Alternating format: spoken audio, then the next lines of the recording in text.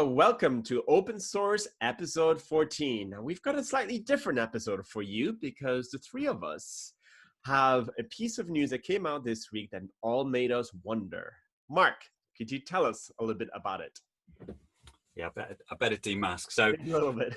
Yeah, I mean, it's no secret, but Lloyds is reopening on September the 1st, and that's been known for some time, and they've been taking time to ensure that people can return safely, which is brilliant.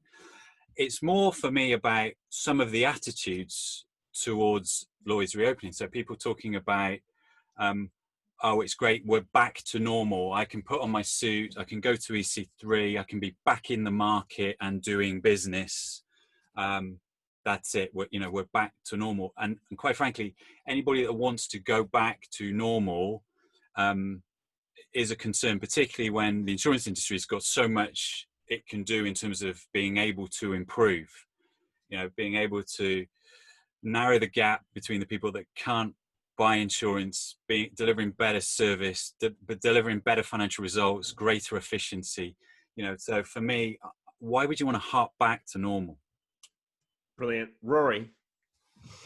This for me is our sort of big short moment, and there's that wonderful film of the financial crisis where, and there's a part of it where some people have fully understood the facts. The facts are crying out to be heard, and someone goes to some kind of market event, some conference or other, and everyone in the market is in complete denial, and the facts don't seem to impact the share price, and it carries on as normal, and people start to suspect some kind of a conspiracy, right? So I'm not saying there's a conspiracy in the insurance market, but what I'm saying is that it strikes me as so very, very odd that a piece of news like that is perceived as a good piece of news, in the face of all the bad news about business as usual. So the bad news would include the fact that the losses are going to be far higher in the Lloyds market for the pandemic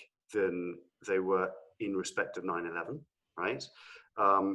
Lloyds has massive losses on the value of its investment portfolios, as do most insurers and reinsurers due to the current economic situation. That 40 pence on every pound of premium goes to the frictional cost of operations in the Lloyds market. And then you have other softer factors, such as what we heard from three prominent female members of our community, saying for them, diversity hasn't really improved over the last few years. So, without wanting to sort of pile on, I really don't think that business as usual is a great place to go back to. And I regard this piece of news of the Lloyds market going back to the physical building and everyone wearing a suit again as a complete red herring. I completely agree with both of your points. I mean, again, why in the hell do we ever want to go back to normal? What was so good about normal? We were not customer-centric. We're quite analog. We're losing customers. Innovative firms like Maersk and Tesla are basically, excuse my French, giving the finger to the insurance industry and say we're going to do it ourselves.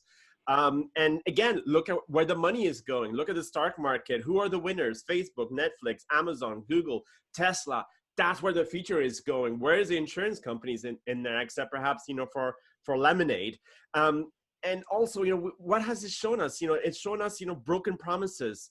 Look at the number of lawsuits opening up because insurers not paying out for business interruption.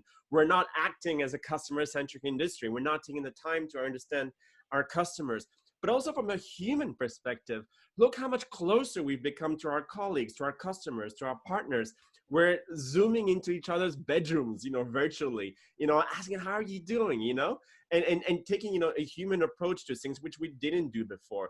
So again, there are many other points, I could delve into this, but I just don't understand this logic of wanting to go back to normal. It's very myopic. It's living in this bubble that everything is okay. We need to pop it and look at what the world is, how the world is changing, and for us to become not just a follower, but a leader. Mark.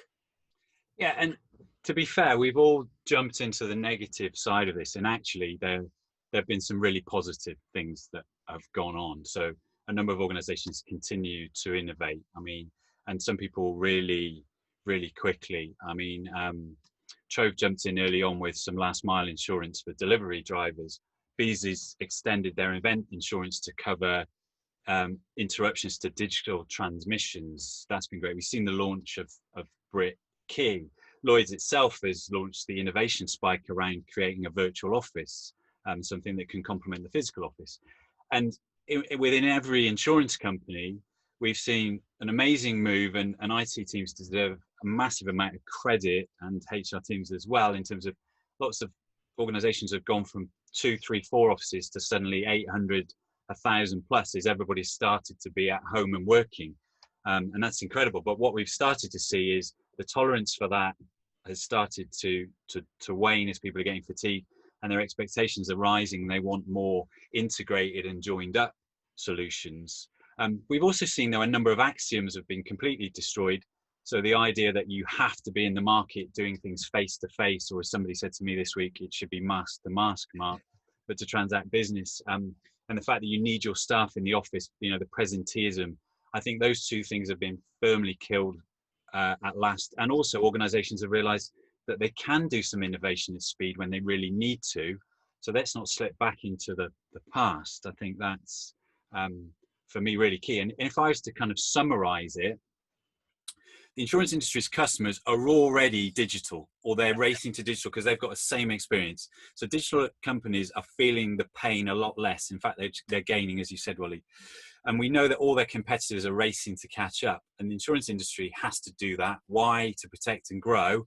And at a basic level, you can't underwrite many businesses nowadays if you don't understand digital, because they're all racing to it. So you're underwriting blind, or you're putting such a risk premium, you're not competitive. So digital has to be there to enable you as a business, but it's more than software. You know, it's got to be about leadership and culture. It's got to be about people, process, technology, yes, and data. And digital is a strategic imperative. I mean, it's there. So for me, I don't want to go back to normal. I want to go forward to better. Brilliant, brilliantly put. So, gentlemen, and you, especially the audience, we'd love to get your views on this. You know, do you believe going back to normal is a good thing? Do you believe it's going back to normal is missing the opportunity of how we can move forward? And if we are going to move forward, how can we make this industry more customer-centric, fairer, and more resilient? We'd love to hear from you. Please, you know, participate in this conversation. Add your comments below. If you want to join in an open source episode to share your views, we'd love to have you. But for now, wishing you all a brilliant rest of the week and looking forward to catching up with you next week. Take care, guys. Bye, everybody. Bye. Right.